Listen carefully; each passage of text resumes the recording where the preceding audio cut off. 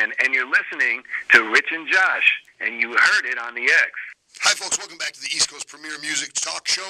Heard it on the X. My name is Rich Rogan-Moser. Josh, it was a great interview. Yeah, I actually got a chance to sit down and talk to Colin we went on for about another 15 minutes. We kept chatting, and if you want to catch the rest of the interview, go to hearditонthexradioshow.com. We're going to post the rest of the interview, or our Facebook page will also have it up.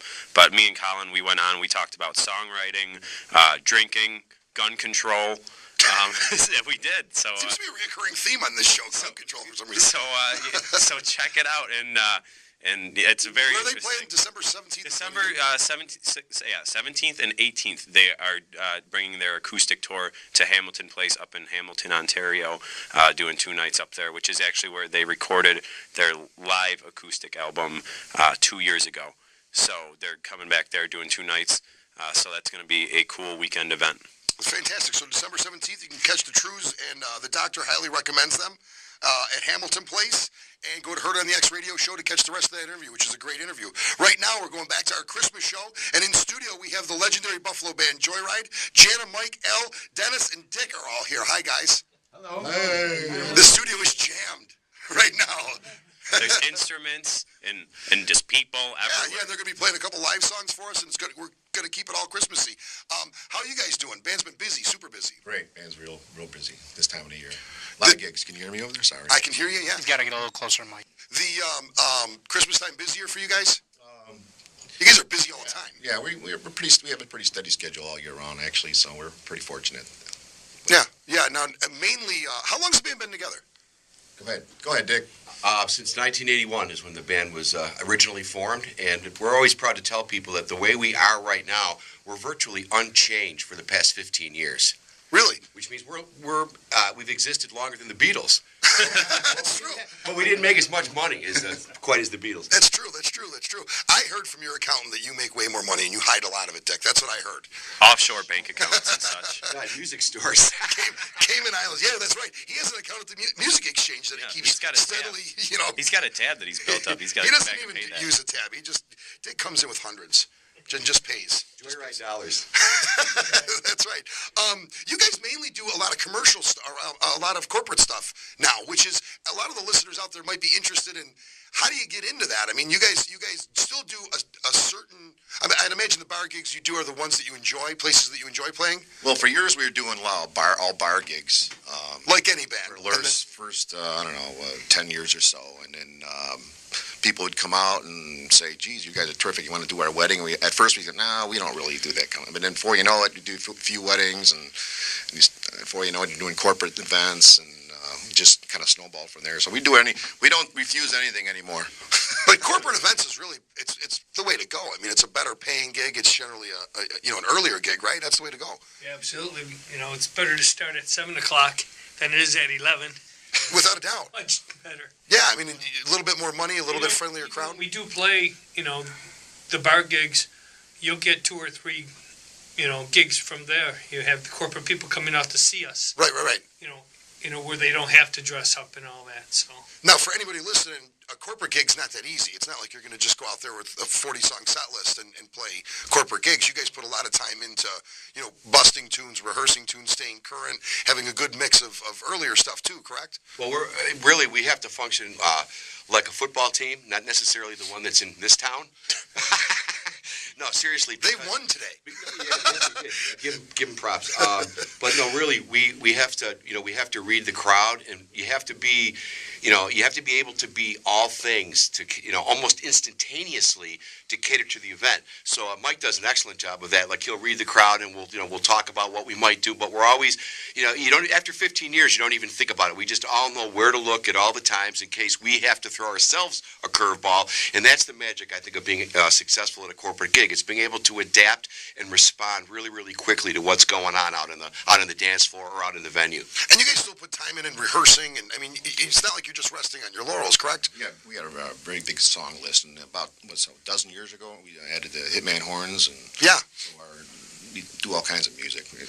So the Hitman Horns are really an add-on. If you can get you guys, and you can get you guys with the Hitman Horns, which is a great horn section, by the way. But they play almost every weekend with us now, so you guys are at the Shadow. That's one of the bar gigs that you the Shadow Lounge, right? Which is a cool place. I mean, that's a fun gig too. What does someone expect when they go see Joyride? What kind of stuff do they expect? Come on, John. You gotta say something. I don't know. Talk about Lady Gaga. Yeah. So you guys are doing Lady Gaga. You can hear a You got a Miles medley, Davis right? song, and then we'll go into Michael Jackson. Michael Jackson, Lady Gaga. So you're talking about a huge bag of tunes. I mean, these are you're going from Miles Davis to Lady Gaga. Yeah, we do Motown and swing and country and rock and blues and whatever. Especially with the horns, we'll do, like the cocktail music set first to start out.